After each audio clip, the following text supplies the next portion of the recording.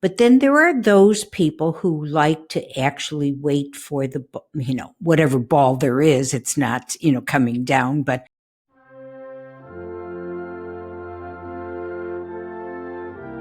well, hello everyone, and welcome to Silver and Sensational, bringing you the last of a sensational December. I sure hope all of you have enjoyed what we've put together to create a wonderful and sensational holiday season. So today, I'm going to talk about how to celebrate New Year's Eve.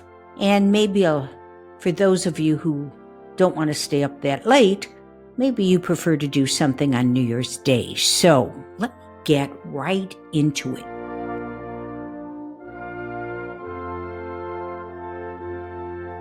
New Year's Eve, I find to be kind of a difficult night if you're entertaining. Let me tell you why. Depending on what part of the country you live in, we got a 3-hour time difference. Now, for me, being on the West Coast for the last 25 years, if I'm not going out, which I normally don't go out, except maybe for an early dinner, the home parties I like to go to are those that are starting a little later. So watching the ball come down in New York for an Angelino is 9 p.m.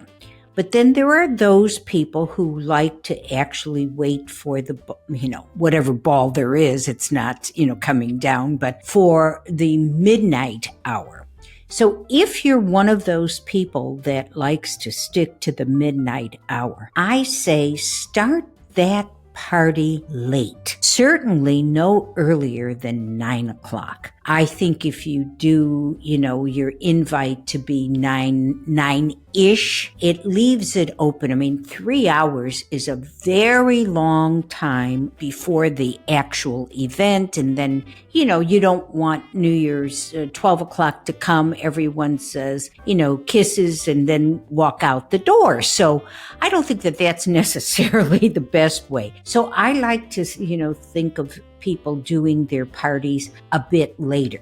But first and foremost, when you're sending out those invitations, please, please, please encourage your guests to use a ride service. You don't want to see someone who's had a lot to drink leave your home and get in a car to drive, nor do you want to be responsible for it, nor do you want to have some event happening because someone's drunk and doesn't want to give you their car keys. So I really strongly suggest that you almost make it a must, or you provide in some way a designated driver, something that so people who've had any kind of liquor, they just don't get in a car to drive. And that's first and foremost. Now, in addition to strongly encouraging people to use ride services, I would also encourage them to get dressed, to think in terms of going out to some club, because it is New Year's Eve, and especially for women. We've got those things in our closet that we never seem to have a place to wear. So give your female friends the opportunity to pull out that sequin top they bought at TJ Maxx for $30 that they thought they would use and haven't used yet. So this is, I would really encourage people to get dressed. And same thing with the men. I'm not saying they should come in black tie, but, get dressed. I don't want to see somebody in jeans and a sweater. So that's my thought on New Year's Eve. There's a couple of ways I like to do this. One is starting your event later in the evening so that you're talking about maybe 2.5 hours of socializing and eating. I like to think in terms of finger food, and I'm going to go back to, one of the gifts I talked about earlier, hostess gifts, is the charcuterie board. It's a thing, charcuterie is like the hors d'oeuvre du jour. I mean, there's all kinds of things that, you can make that are finger food. just to tide people over, to help them not drink on empty stomachs, but not a full meal. And then once midnight comes and the 10 minutes are over of people, yelling and kissing and all that stuff, I like doing a beautiful breakfast spread. This, can be all kinds of brunch sort of items with tons of coffee, and it's a nice way to end the evening without it being so abrupt. Now, on the other hand, there's the opposite way to go through this, and that would be for it to be a potluck event where everybody brings something. And I will say to you, as a hostess, you absolutely positively want to be the coordinator of this so that you don't have 4 casseroles of vegetables and no fish or poultry or any kind of strong protein. So, you want to coordinate it. And this is something that, this is for those people who want to start earlier, say 8 o'clock, 7:30, 8 o'clock. It's a long time until midnight. So people might expect to find more substantial food, or you can have a combination of finger food and food that they need to have a fork for. I always really do not ever like to provide food that requires a knife if they're not sitting down at a table. So bear in mind small pieces that can be picked up with the fork. Those are some of the New Year's Eve ideas I have for celebrating. On the other hand, what I did more often than a New Year's Eve was a New Year's Day. This is an entirely different feeling. This is the day that people are worn out from the night before, so you really don't expect them